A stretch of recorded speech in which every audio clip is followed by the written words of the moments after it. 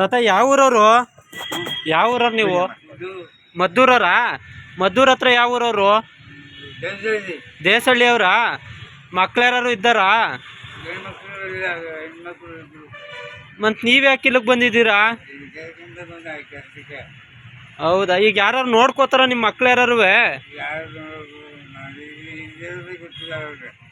ಹೌದಾ, ಇದು ಆಶ್ರಮಕ್ಕೆ ಸೇರ್ಸಿದ್ರು ಹೋಗ್ತೀರಾ? ಬೆಂಗಳೂರವರು ಎಲ್ಲ ನಿಮ್ಮ ಕಾಲೆಲ್ಲ ವಾಸಿ ಮಾಡ್ತಾರೆ, ಅವ್ರು ಕರ್ಕೋಗಿ ಸೇರ್ಸಿದ್ರು ಹೋಗ್ತೀರಾ? ಕಂಪ್ಲೀಟ್ ಇಡೀ ಕಾರೇ ಸ್ಮೆಲ್ ಬಂದ್ಬಿಟ್ಟಿದೆ ಅಂತ ಹೇಳ್ಬೋದು. ಅವ್ರು ಎಷ್ಟು ಕಷ್ಟಪಟ್ಟಿದಾರೋ ಕರ್ಕೊಂಡ್ ಬರೋಕೆ ನನಗಂತೂ ಗೊತ್ತಿಲ್ಲ. ಇಬ್ರು ಹೆಣ್ಮಕ್ಳು ಇದಾರೆ ಅಂತ ಇವ್ರು ಹೇಳ್ತಿದಾರೆ. ಆಮೇಲೆ ಅವ್ರು ಯಾಕೆ ಇವ್ರನ್ನ ಬಿಟ್ಟಿದಾರ ಗೊತ್ತಿಲ್ಲ. ಆತ ಸ್ನಾನ ಮಾಡಿ 6 ತಿಂಗಳಾಯ್ತಂತೆ ನೋಡಿ.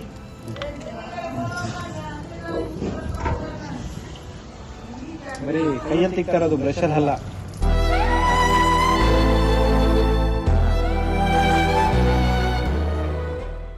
ಸ್ನೇಹಿತರು ನಮಸ್ಕಾರ, ನಾನು ನಿಮ್ಮ ಪ್ರೀತಿಯ ಜನಸ್ನೇಹಿ ಯೋಗೇಶ್. ಮೊದಲನೇದಾಗಿ ಇವ್ರ ಹೆಸರು ಬಂದ್ಬಿಟ್ಟು ಕೃಷ್ಣಪ್ಪ ಅಂತ. ಇವ್ರಿಗೊಂದು 60ರಿಂದ 65 ವರ್ಷ ವಯಸ್ಸಾಗಿರ್ಬೋದು. ನಿಜವಾಗ್ಲೂ ಅವರ ಪರಿಸ್ಥಿತಿ ನೋಡ್ತಿದ್ರೆ ಬಹಳ ಬೇಜಾರಾಗ್ತಾ ಇದೆ ನನಗೆ. ಯಾಕೆ ಅಂತ ಹೇಳಿದ್ರೆ ತಿನ್ನ ಅನ್ನಕ್ಕೂ ಪರದಾಟ, ಮಲ್ಗೋ ಜಾಗಕ್ಕೆ ನರಳಾಟ ಅನ್ನೋಂಗಾಗಿದೆ. ನಮ್ಮ ಪಾಂಡವಪುರದ ಸರ್ಕಾರಿ ಹಾಸ್ಪಿಟಲ್ ಹತ್ರ ತಿಂಗ್ಳಾನ್ಗಟ್ಲೆಯಿಂದ ನರಳಾಡ್ತಾ ಜೀವನ್ ಮರಣ ಹೋರಾಟ ನಡೆಸ್ತಾ ಇದ್ದಾರೆ. ಸಾವು ಬದುಕಿನ ಮಧ್ಯೆನೇ ಹೋರಾಟ ನಡೆಸ್ತಾ ಇದಾರೆ ಅಂತಾನೆ ಹೇಳ್ಬೋದು. ಅವ್ರಿಗೆ 2 ಹೆಣ್ಮಕ್ಳಿದಾರಂತೆ. ಅವ್ರು ಎಲ್ಲಿದ್ದಾರೆ, ಅವರು ಯಾಕೆ ಪಾಂಡವಪುರದ ಹಾಸ್ಪಿಟಲ್ ಹತ್ರ ಬಿದ್ದಿದ್ದಾರೆ, ಅವರ ಅಸಹಾಯಕ ಪರಿಸ್ಥಿತಿ, ದುರ್ಸ್ಥಿತಿಗೆ ಕಾರಣ ಏನು, ನೀವು ಖಂಡಿತವಾಗ್ಲೂ ಅವ್ರ ಪರಿಸ್ಥಿತಿ ಹೇಗಿದೆ ಅನ್ನೋದನ್ನ ಪಕ್ಕದಲ್ಲಿ ಒಂದು ವಿಡಿಯೋ ಪ್ಲೇ ಆಗ್ತಾ ಇರ್ಬೋದು, ತಾವು ಗಮನಿಸಬಹುದು.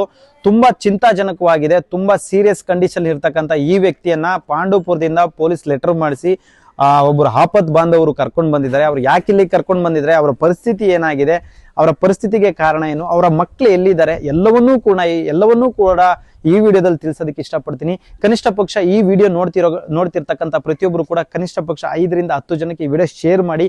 ಕಾರಣ ಏನಂತ ಹೇಳಿದ್ರೆ ಪ್ರಚಾರಕ್ಕಾಗಿ ಅಲ್ಲ, ಪ್ರಚೋದನೆಗಾಗಿ. ಜೊತೆಗೆ ಅವರ ಫ್ಯಾಮಿಲಿ ಮೆಂಬರ್ಸ್ ಆದಷ್ಟು ಬೇಗ ಸಿಗಬೇಕು. ಯಾಕೆಂದ್ರೆ ತುಂಬಾ ಸೀರಿಯಸ್ ಕಂಡೀಷನ್ ಅಲ್ಲಿ ಇರೋದ್ರಿಂದ ಅವ್ರಿಗೆ ಆದಷ್ಟು ಬೇಗ ಅವರ ತಂದೆಯವರ ಸ್ಥಿತಿ ಗೊತ್ತಾಗಬೇಕು ಅನ್ನೋ ಕಾರಣಕ್ಕೆ ವಿಡಿಯೋ ಮಾಡ್ತಾ ಇದೀನಿ. ಬನ್ನಿ ಸ್ನೇಹಿತರೆ, ಪಾಂಡವಪುರದಿಂದ ಇವಾಗ ಅವರನ್ನ ರೆಸ್ಕ್ಯೂ ಮಾಡಿ ಕರ್ಕೊಂಡು ಬರ್ತಾ ಇದ್ದಾರೆ. ಸೊ ನೋಡೋಣ, ಇಲ್ಲಿವರೆಗೂ ಕರ್ಕೊಂಡು ಬಂದಿರೋದಕ್ಕೆ ಮೊದಲನೇದಾಗಿ ಅವ್ರಿಗೆ ನಾವು ಧನ್ಯವಾದಗಳನ್ನ ತಿಳಿಸಲೇಬೇಕು. ಸೊ ನೀವೆಲ್ಲ ಗಮನಿಸ್ತಾ ಇರೋ ಹಾಗೆ ಪಾಂಡವಪುರದಿಂದ ಬರ್ತಾ ಇರತಕ್ಕಂಥ ಗಾಡಿ ಇದು. ನಿಜವಾಗ್ಲೂ ಬಹಳ ಅವರ ಸ್ಥಿತಿನ ನೋಡ್ತಾ ಇದ್ರೆ ನನಗಂತೂ ಬಹಳ ನೋವಾಗುತ್ತೆ.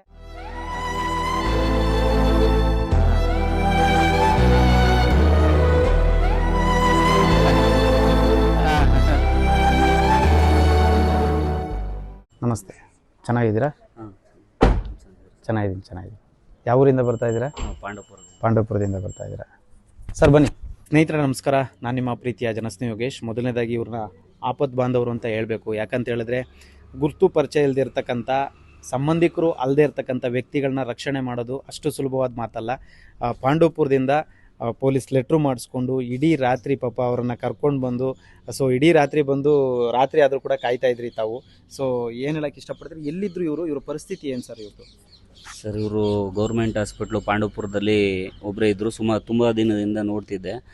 ಆದರೆ ನಮ್ಮ ಮಂಜಣ್ಣ ಅಂತ ಇದ್ದರು, ಮತ್ತು ಅವ್ರ ಜೊತೆ ಇನ್ನೂ 4-5 ಜನ ಇದ್ದು. ನಿಮ್ಮ ನಂಬರ್ ಕಾಂಟ್ಯಾಕ್ಟ್ ಮಾಡಿ, ಯೋಗೇಶ್ ಅನ್ನೋರವರೇ ಇರಲಿ, ಜನಸ್ನೇಹಿ ನಿರಾಶ್ರಿತ ಆಶ್ರಮ, ಹಿಂಗೆ ಸೋಡೆಕೊಪ್ಪ ಬಣವಸವಾಡಿ ಹತ್ರ ಹಿಂಗೈತೆ, ಈ ಥರ ಅಂತ ಹೇಳಿ ಇವರು ಪರಿಸ್ಥಿತಿ ನೋಡಿ, ಇವ್ರ ಮಕ್ಕಳು ಯಾರು ನೋಡ್ದೇನೆ ಇವ್ರು ಒಬ್ಬರೇ ಅಲ್ಲಿ ಇದ್ದದ್ದು ನೋಡಿ ನಿಮ್ಮ ಆಶ್ರಮಕ್ಕೆ ಕರ್ಕೊಂಡೋಗಿ ಹಿಂಗೆ ಮಾಡಬೇಕು, ಹಿಂಗೆ ಬಿಡ್ಬೇಕು ಅಂತ ಹೇಳಿದೆ, ಕಳಿಸಿದ್ರು. ಅದಕ್ಕಾಗಿ ಸೊ ತುಂಬ ಈಸಿನ ಸರ್ ಈ ಕೆಲಸ ರೆಸ್ಕ್ಯೂ ಮಾಡೋದು? ಅಲ್ಲ, ಯಾರು ಮಾಡೋಕ್ಕಾಗಲ್ಲ. ಅದು ಕೋಟಿಗೆ ಒಬ್ಬರು ನೀವು ಅಂತ ಹೇಳ್ಬೋದು. ಈಗ ತುಂಬ ಜನ ಇದ್ದಾರೆ ಈ ಥರದವರು. 170-160 ಜನ ಮೇಂಟೈನ್ ಮಾಡೋದಂದರೆ ತುಂಬ ಕಷ್ಟ ಈ ಕಾಲದಲ್ಲಿ. ತುಂಬ ಗ್ರೇಟ್ ಸರ್ ನೀವು ಅಂತ ಹೇಳ್ಬೋದು. ಇವ್ರ ಕಡೆಯವ್ರು ಯಾರು ಆಕಸ್ಮಿಕ ಅವ್ರೇನಾದರೂ ನಮ್ಮವರು ಅಂತ ಗೊತ್ತಾದರೆ ನಿಮ್ಮ ಕಾಂಟ್ಯಾಕ್ಟ್ ಮಾಡಲಿ, ಈ ಅಡ್ರೆಸ್ ಬಂದು ಅವ್ರನ್ನ ಕರ್ಕೊಂಡೋಗಿ ಚೆನ್ನಾಗಿ ನೋಡ್ಕರ್ಲಿ, ಅವ್ರ ಮಕ್ಕಳು ಇನ್ನೂ ಚೆನ್ನಾಗಿ ಒಂದು 4-6 ದಿನ ಬದುಕಲಿ. ನೀವು ಈ ಥರ ಕೆಲಸ ಮಾಡ್ತಾ ಇರೋದಕ್ಕೆ ನಮ್ಮಿಂದ ತುಂಬ ಧನ್ಯವಾದಗಳು, ನಮಸ್ಕಾರಗಳು. ಹೇಳೋರಿಗೆಲ್ಲ ಗೊತ್ತಾಗಲ್ಲ ಸರ್, ಅವರು ಒಬ್ಬರನ್ನ ಮೇಂಟೈನ್ ಮಾಡಿದ್ರೆ ಆಮೇಲೆ ಗೊತ್ತಾಯ್ತದೆ ಅವ್ರಿಗೆ ಇವ್ರ ಪರಿಸ್ಥಿತಿನ. ಕರ್ಕೊಂಡು ಬಂದ್ರಲ್ಲ, ರೆಸ್ಕ್ಯೂ ಮಾಡಿ ಕರ್ಕೊಂಡ್ ಬಂದ್ರಿ, ಈಗ ಹೆಚ್ಚು ಕಮ್ಮಿ ಲೆಟರ್ ಮಾಡ್ಸಕ್ಕೆ ಎಲ್ಲ 1 ದಿನದ ಕೆಲಸ. ಎಷ್ಟು ಕಷ್ಟ ಅನಿಸ್ತು ನಿಮಗೆ? ಕಷ್ಟ, ತುಂಬ ಕಷ್ಟ ಇರ್ತದೆ. ಎಲ್ಲರೂ ರಿಸ್ಕ್ ತಗೊಳ್ಳಲ್ಲ ಸರ್. ಅದಕ್ಕೆ ಹೇಳೋದು, ನಿಮ್ಮನ್ನ ಕೋಟಿಗೆ ಒಬ್ಬರು ಅಂತ ಹೇಳ್ತಾ ಇರೋದೇ ನಾನು. ಅದಕ್ಕೆ ಎಲ್ಲ ತಗೊಳಲ್ಲ, ದುಡ್ಡಿರೋರೆಲ್ಲ ತಗೊಂಡಿದ್ರೆ ಇವ್ರು ಈ ಥರ ಪರಿಸ್ಥಿತಿಗೆ ಬರೋ ಇಷ್ಟು ಜನ ಇವ್ರೊಬ್ಬರಲ್ಲ, ಇವ್ರ ಜೊತೆ ಇಷ್ಟು ಜನ ಪರಿಸ್ಥಿತಿಲಿ ಇರ್ತಾ ಇರಲಿಲ್ಲ ನೀವು ಕಂಡಂಗೆ. ಹಂಗಾಗಿ ನೀವು ತಗೊಂಡಿದ್ದೀರಾ, ದೇವ್ರು ನಿಮ್ಗೆ ಒಳ್ಳೇದು ಮಾಡಲಿ. ತುಂಬ ಜನ ಯಾರು ದುಡ್ಡವ್ರೆ, ಹೆಲ್ಪ್ ಮಾಡ್ಬೇಕು ಅನ್ನೋರೆ, ಸಹಾಯ ಮಾಡಬೇಕು ಅನ್ನೋ ಮನ್ಸವ್ರೆ ಅವ್ರು ಬಂದು ಮಾಡಲಿ, ನಿಮಗೂ ಅನುಕೂಲ ಆಗಲಿ. ಅವ್ರ ಮನೆಯವ್ರು ಏನಾದರೂ ಗೊತ್ತಿದ್ರೆ ಇಲ್ಲಿರೋರ್ನು ಬೇಕಾದ್ರೆ ವಾಪಸ್ ಕರ್ಕೊಂಡೋಗಿ ಅವ್ರ ಅಪ್ಪ ಅಮ್ಮನ್ನ ಚೆನ್ನಾಗಿ ನೋಡ್ಕರ್ಲಿ ಅಂತ ಕೇಳ್ಕೊತೀನಿ. Thank you. ನೀವೇನು ಹೇಳ್ತೀರಿ ಸರ್? ಇವ್ರು ಮಾಡ್ತಾರೆ ನಿಜವಾಗ್ಲೂ ಒಳ್ಳೆ ಕೆಲಸ ಸಮಾಜದಲ್ಲಿ. ಇಂಥವ್ರು ಸಿಗೋದೇ ಅಪರೂಪ ಅಂಥದ್ರಲ್ಲಿ. ಅದೇನೇ ಈಗ ಇವ್ರ ಅಪ್ಪ ಅಮ್ಮ ಯಾರು ನೋಡೋರೇ ಇಲ್ಲ, ಆದ್ರೂ ಇಂಥವ್ರನ್ನೆಲ್ಲ ಕರ್ಕೊಂಬಂದು ಇವರು ನೋಡ್ತಾವ್ರೆ ಮಾಡ್ತಾವ್ರೆ ಅಂದರೆ ಇವರು ಅವ್ರು ಹೇಳ್ದಂಗೆ ಕೋಟಿಗೊಬ್ರು ಮಾಡೋಕ್ಕಾಗಲ್ಲ. ಆದರೆ ತುಂಬ ರಿಸ್ಕು ಇದೆ. ಆಮೇಲೆ ಆರ್ಥಿಕವಾಗಿ ಎಲ್ಲನೂ ಎಲ್ಲ ಅವರೆಲ್ಲ ಮ್ಯಾನೇಜ್ ಮಾಡೋದೆಲ್ಲ ತುಂಬ ಕಷ್ಟ ಇದೆ. ಅದಕ್ಕೆ ಆದಷ್ಟು ತಾವುಗಳು ಏನೋ ಸಹಾಯ ಮಾಡಿ ಮಾಡಿ. ಈಗ ಸ್ನೇಹಿತರೆ ನಿಜವಾಗ್ಲೂ ಭಾಳ ಬೇಜಾರಾಗುತ್ತೆ ಇವರ ಒಂದು ದುಸ್ಥಿತಿನ ನೋಡ್ತಾ ಇದ್ರೆ.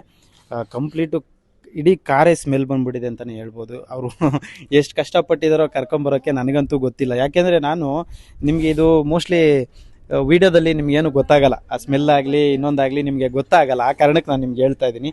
ನೋಡಿ ಅವ್ರ ಪಾಪ ಎಲ್ಲ ಗಲೀಜು ಮಾಡ್ಕೊಂಬಿಟ್ಟವ್ರೆ, ಕಾರೆಲ್ಲ ಗಲೀಜು ಮಾಡ್ಕೊಂಬಿಟ್ಟವ್ರೆ. ಹಂಗಾಗಿ ಪ್ಲಾಸ್ಟಿಕ್ ಕವರ್ನ ಹಾಕ್ಕೊಂಡು ಅವ್ರು ಕರ್ಕೊಂಡು ಬಂದಿದ್ದಾರೆ. ತಾತ ಬನ್ನಿ ಈ ಕಡೆ ಬನ್ನಿ. ಇಲ್ಲಿ ಇವ್ರಿಗೆ ನೋಡಿ ನೊಣಗಳು ನೋಡಿ, ಜಸ್ಟ್ ನೋಡಿ ನೀವು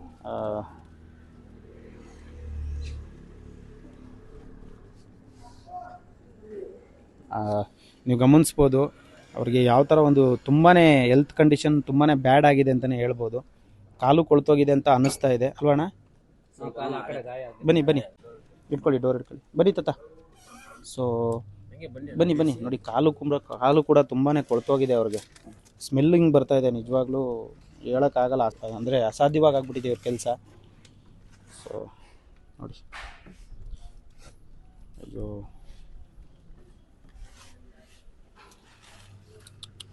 ಕುತ್ಕೋತ ಹಿಂದೆ ಕುತ್ಕೊಳ್ಳಿ ಅದ್ರ ಮೇಲೆ.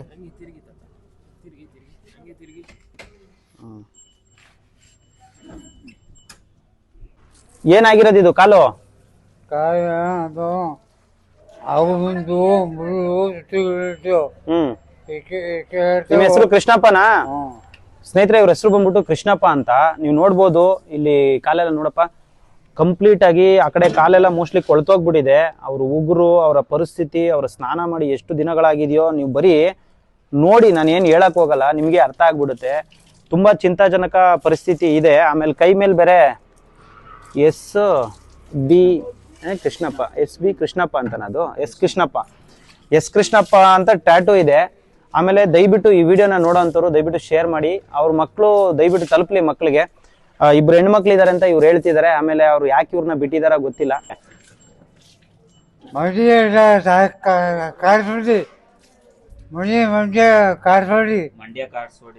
ಮಂಡ್ಯ ಕಾರ್ಸ್ ಬನ್ನಿ ಅಣ್ಣ, ನಿಮ್ಗೆ ಅರ್ಥ ಆಗ್ತೈತೆ, ನಂಗೆ ಅರ್ಥ ಆಗ್ತೈತೆ. ಫೋನ್ ನಂಬರ್ ಇದೆಯಾ? ಫೋನ್ ನಂಬರು ಫೋನ್ ನಂಬರ್ ಮಾಡಿಕೊಂಡಿಲ್ವಾ? ಒಬ್ರು ಇನ್ನೊಬ್ರು ಕ್ವಾಣ್ಗೆರೆ ಪಾವಗಡ ಕ್ವಾಣ್ತೋರೆ. ಸೊ ಅವ್ರಿಗೆ ಸ್ಪಷ್ಟವಾಗಿ ಮಾತಾಡೋದಕ್ಕೂ ಸಾಧ್ಯ ಆಗ್ತಾ ಇಲ್ಲ. ದಯವಿಟ್ಟು ಈ ವಿಡಿಯೋನ ಶೇರ್ ಮಾಡಿ. ಇವ್ರ ಹೆಸರು ಕೃಷ್ಣಪ್ಪ ಅಂತ ಕ್ಲೀನಾಗಿ ಗೊತ್ತಾಗ್ತಾ ಇದೆ. ಸರ್ಕಾರಿ ಹಾಸ್ಪಿಟಲ್ ಹತ್ರ ತಿಂಗ್ಳಾನ್ಗಟ್ಲೆಯಿಂದ ಊಟ ಇಲ್ಲದೆ ನರಳುತ್ತಾ ಇದ್ರು ಅಂತ ಮಾಹಿತಿ ಇದೆ. ಜೊತೆಗೆ ಅವ್ರದ್ದು ಅಲ್ಲಿ ಯಾವ ತರ ದುಸ್ಥಿತಿಲಿ ಇದ್ರು ಅನ್ನೋದಕ್ಕೂ ಕೂಡ, ಪಾಂಡವಪುರದಲ್ಲಿ ಯಾವ ತರ ದುಸ್ಥಿತಿಲಿ ಇದ್ರು, ಊಟ ತಿಂಡಿಗೆ ಎಷ್ಟು ಕಷ್ಟಪಡ್ತಿದ್ರು, ಮಲಗೋ ಜಾಗಕ್ಕೆ ಎಷ್ಟು ಕಷ್ಟಪಡ್ತಿದ್ರು ಅನ್ನೋದಕ್ಕೂ ಕೂಡ ಪಕ್ಕದಲ್ಲಿ ಒಂದು ವಿಡಿಯೋ ಪ್ಲೇ ಆಗ್ತಾ ಇದೆ. ಇದನ್ನೆಲ್ಲ ಗಮನಿಸಿದ ಮೇಲೆ ನಿಮ್ಗೆ ಅನ್ಸ್ಬೇಕು ಅಂದ್ರೆ ಒಂದೇ ಒಂದು ಮಾತು ಹೇಳಕ್ ಇಷ್ಟಪಡ್ತೀನಿ. ಈ ವಿಡಿಯೋನ ಶೇರ್ ಮಾಡಿ, ಆದಷ್ಟು ಬೇಗ ಅವ್ರ ಮನೆಗೆ ತಲುಪಲಿ. ಯಾಕಂದ್ರೆ ತುಂಬಾ ಚಿಂತಾಜನಕ ಪರಿಸ್ಥಿತಿಲಿ ಇದ್ದಾರೆ. ಒಂಥರ ತುಂಬಾ ಸೀರಿಯಸ್ ಕಂಡೀಷನ್ ಅಲ್ಲಿ ಇದ್ದಾರೆ ಅಂತಾನೆ ಹೇಳ್ಬೋದು. ನೀವು ನೋಡಿ ಜಸ್ಟ್ ಎಷ್ಟು ಪರಿಸ್ಥಿತಿ ಹದಗೆಟ್ಟಿದೆ ಅಂದ್ರೆ ಕಂಪ್ಲೀಟ್ ಆಗಿ ಎದ್ದು ನಿಂತ್ಕೊಳ್ಳೋದಕ್ಕೂ ಅವ್ರಿಗೆ ಕಷ್ಟ ಆಗ್ತಾ ಇದೆ. ನೊಣ ಎಲ್ಲ ಮುಸ್ರಿ ಪಾಪ ಅವ್ರಿಗೆ, ಅಂದ್ರೆ ಹೇಳಕ್ ಆಗ್ತಾ ಇಲ್ಲ ನನಗೆ, ಅಷ್ಟು ಒಂದು ಹೀನಾಯ ಪರಿಸ್ಥಿತಿ ಇದೆ ಇವ್ರದ್ದು. ಸೊ ದಯವಿಟ್ಟು ವಿಡಿಯೋ ಶೇರ್ ಮಾಡಿ, ಎಲ್ರಿಗೂ ಒಳ್ಳೇದಾಗ್ಲಿ. ಎಲ್ಲ ತುಂಬ ನೀಟಾಗಿ ಸ್ವಚ್ಛವಾಗಿ ಮಾಡಿದ್ದಾರೆ. ಅವ್ರಿಗೆ ಎಲ್ಲ ಥರದ ಸೌಲಭ್ಯ ಸೌಕರ್ಯ ಕೂಡ ಮಾಡಿದ್ದಾರೆ. ತುಂಬ ಶ್ರಮ ಪಟ್ಟಿದ್ದಾರೆ. ಇವ್ರಿಗೂ ತುಂಬ ಹೆಲ್ಪ್ ಆಗೋ ಥರ ಜನಗಳು ಸೇವೆ ಮಾಡಿಕೆ ಅವಕಾಶ ಮಾಡಿಕೊಡ್ಬೇಕು, ತಮ್ಮ ಕೈಲ ಸಹಾಯ ಮಾಡಬೇಕು. ತುಂಬ ದೊಡ್ಡದಾಗಿ 1000 ಜನಕ್ಕೆ, ಈಗ ಇರೋದು 150-200 ಜನಕ್ಕಾದರೆ 1000 ಜನ ಸಾಕಬೇಕು ಅನ್ನೋ ಒಂದು ಕನಸಲ್ಲಿ ದೊಡ್ಡದಾಗಿ ಬಿಲ್ಡಿಂಗ್ ಕೂಡ ಮಾಡ್ತಿದ್ದಾರೆ. ಎಲ್ಲ ಸಹಕರಿಸಿ ಅಂತ ಕಳಕಳಿಯಿಂದ ಕೇಳ್ಕೊತೀನಿ. ಬಿಲ್ಡಿಂಗ್ ನೋಡಿದ್ರಿ ಅಲ್ಲಿ ಇವತ್ತು ತುಂಬ ಚೆನ್ನಾಗಿ ಮಾಡಿದ್ದಾರೆ, ಇನ್ನೂ ಮಾಡ್ತಾ ಇದ್ದಾರೆ, ಕೆಲಸ ನಡೀತೈತೆ, ಕನ್ಸ್ಟ್ರಕ್ಷನ್ ನಡೀತೈತೆ. ಎಲ್ಲರೂ ಸಹಾಯ ಮಾಡಿ ಅಂತ ಕೇಳ್ಕೊತೀನಿ. Thank you. ಆಮೇಲೆ ಒಂದು ನಾನು ಹೇಳಲೇಬೇಕು, ಪಾಪ ಇವ್ರ ಶ್ರಮ ದೊಡ್ಡದಿದೆ. ಇವ್ರ ಶ್ರಮ ತುಂಬಾ ದೊಡ್ಡದಿದೆ. ಯಾರು ಕೂಡ ಇಷ್ಟೊಂದು ರಿಸ್ಕ್ ತಗೊಳ್ಳಲ್ಲ, ನಿಜ ಹೇಳ್ತಾ ಇದ್ದೀನಿ. ಯಾಕೆ ಅಂತ ಹೇಳಿದ್ರೆ ಇವ್ರನ್ನ ಸ್ಟೇಷನಿಗೆ ಕರ್ಕೊಂಡೋಗಿ ಲೆಟ್ರು ಮಾಡಿಸಿ ಅಲ್ಲಿಂದ ಇಲ್ಲಿ ಕರ್ಕೊಂಡು ಬರುವಾಗ ರಾತ್ರಿ ಪಾಪ 12:30 1 ಗಂಟೆ ಆಗಿದೆ. ಸೊ ಆದರೂ ಕೂಡ ರಾತ್ರಿ ಇಡೀ ಆಶ್ರಮದ ಹತ್ರನೇ ಕಾಯ್ದಿದ್ದಾರೆ. So thank you so much sir, ನಿಮಗೆ ಧನ್ಯವಾದ. ನಿಮ್ಮಿಬ್ಬರಿಗೂ ಕೂಡ ದೇವ್ರು ಒಳ್ಳೇದು ಮಾಡಲಿ. 10 ಗಂಟೆ ಮೇಲೆ ನಾನು ಕೂಡ ಫೋನ್ನ ಸೈಲೆಂಟ್ ಹಾಕ್ಬಿಡ್ತೀನಿ, ಯಾಕಂದರೆ ಬೆಳಗ್ಗೆಯಿಂದ ಸಂಜೆವರೆಗೂ ಕೆಲಸ ಮಾಡಿರ್ತೀನಿ. ಸೊ ಹಂಗಾಗಿ ರಾತ್ರಿ ಫೋನ್ ಅಟೆಂಡ್ ಮಾಡೋಕ್ಕಾಗಿಲ್ಲ. ನಾನು ಈಗಲೂ ಹೇಳೋದಿಷ್ಟೇ, ಪೇಷಂಟ್ಗಳನ್ನ ಯಾರಾದರೂ ಲೆಟ್ರ್ ಮಾಡಿಸಿ ಕರ್ಕೊಂಬರೋದಾದರೆ ದಯವಿಟ್ಟು ರಾತ್ರಿ ಒಂದು 8 ಗಂಟೆ 9 ಗಂಟೆ ಒಳಗೆ ಕರ್ಕೊಂಬನ್ನಿ. ಮಧ್ಯರಾತ್ರಿ ಕರ್ಕೊಂಡು ಬಂದರೆ ಖಂಡಿತ ನಾವು ಕೂಡ ಫೋನ್ ರಿಸೀವ್ ಮಾಡೋಕ್ಕಾಗಲ್ಲ, ಯಾಕಂದರೆ ಬೆಳಗಿನ ಸಂಜೆವರೆಗೂ ತುಂಬ ಕಷ್ಟಪಟ್ಟಿರ್ತೀವಿ, ಹಾಗಾಗಿ ನಿದ್ದೆ ಮಾಡಿಬಿಟ್ಟಿರ್ತೀವಿ. Thank you so much sir, ಒಳ್ಳೇದಾಗಲಿ. ನೀವು ಈ ಸೇವೆ ಮಾಡ್ತಾ ಇರೋದಕ್ಕೆ ಧನ್ಯವಾದಗಳು. Thank you. ನಿಮಗೂ ಕೂಡ ಕ್ಷಮೆ ಕೇಳೋಕ್ಕೆ ಇಷ್ಟಪಡ್ತೀನಿ ಕಾಯ್ದಿದ್ದಕ್ಕೆ. Thank you sir, thank you so much, ಒಳ್ಳೆಯದು.